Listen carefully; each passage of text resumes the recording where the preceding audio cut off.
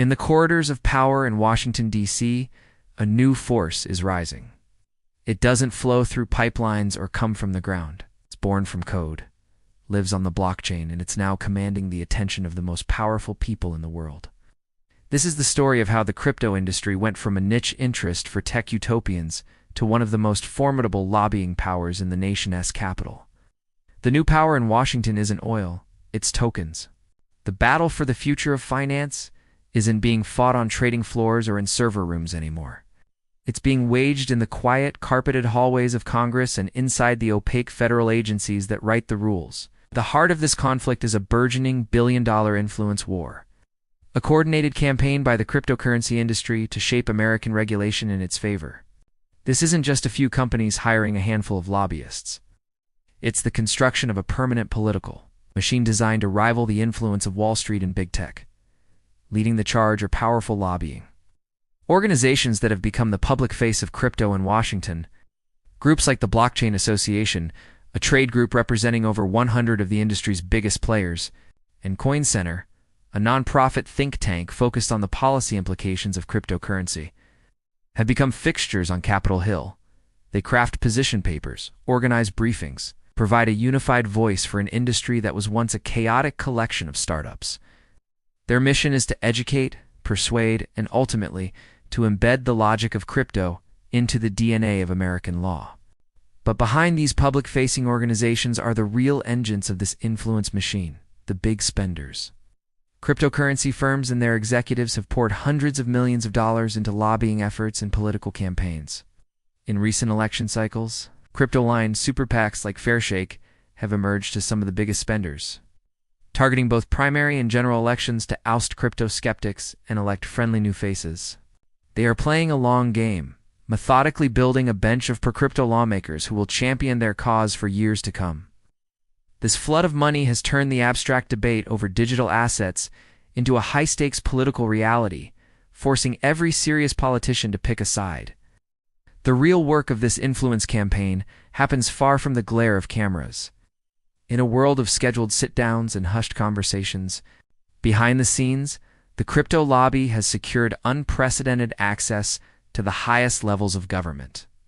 Lobbyists representing crypto firms are in constant motion, moving between closed-door meetings with influential senators on the banking and finance committees, sit-downs with commissioners at the Securities and Exchange Commission (SEC), and even strategic briefings with senior staff at the White House.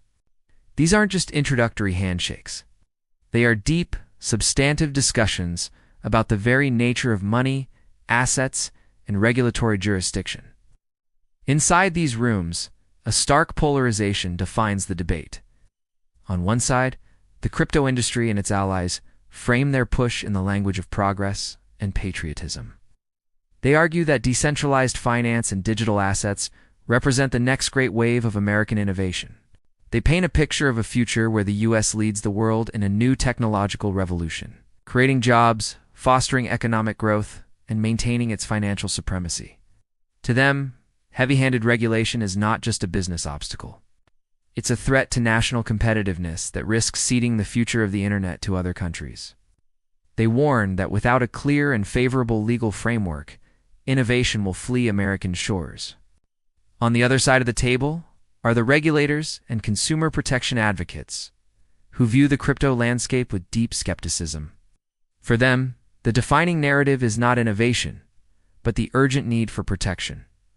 They point to the spectacular collapses of firms like FTX and Celsius, the billions of dollars lost to scams and hacks, and the potential for cryptocurrencies to be used for money laundering and illicit finance. To these officials, the industry's calls for a light touch are a reckless attempt to sidestep decades of established investor protection laws.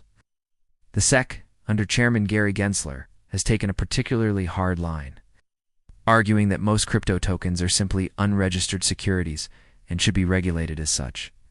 This fundamental disagreement in innovation versus protection has created a political chasm, turning regulatory appointments and policy proposals into bitter, partisan battles. At the forefront of this high-stakes campaign to shape U.S. law are some of the industry's most prominent and well-funded companies.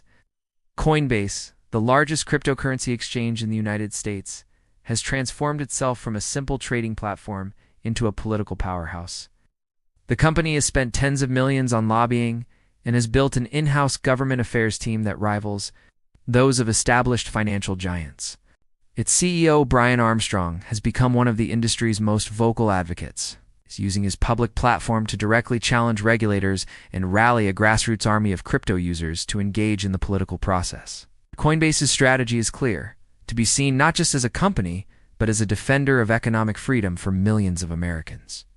Alongside Coinbase's Ripple, the company behind the XRP ledger, which has been locked in a years-long existential legal battle with the SEC. The case, which revolves around whether the sale of XRP tokens constituted an unregistered securities offering, has become a critical test for the entire industry. Ripple has spent over $200 million on its legal defense, a sum that also functions as a form of lobbying by forcing the courts to grapple with and define the legal status of digital assets. A partial victory for Ripple in 2023 was hailed as a landmark moment by the industry, seen as proof that the sex-aggressive enforcement strategy could be successfully challenged. The outcome of Ripple's fight is being watched by every crypto company in the world, as it could set a precedent that either unleashes or stifles the industry for a generation. Then there is Circle, the issuer of USDC, a major stablecoin pegged to the US dollar. Unlike many crypto firms that seek to operate outside the traditional system, Circle's strategy is one of integration and compliance. The company has actively lobbied for federal legislation that would create a clear regulatory framework for stablecoins, positioning itself as a responsible partner for the government. By advocating for regulation, Circle hopes to legitimize its product and secure its place as a foundational layer of the future digital economy, a bridge between the old financial world and the new. Together, the distinct strategies of Coinbase, Ripple, and Circle public advocacy, legal warfare, and regulatory collaboration form a multi-pronged assault on the status quo, pushing in its own way to rewrite the rules of American finance. The Capitol is no longer just a place where laws are made. It's the primary battleground where the future of this technology will be won or lost.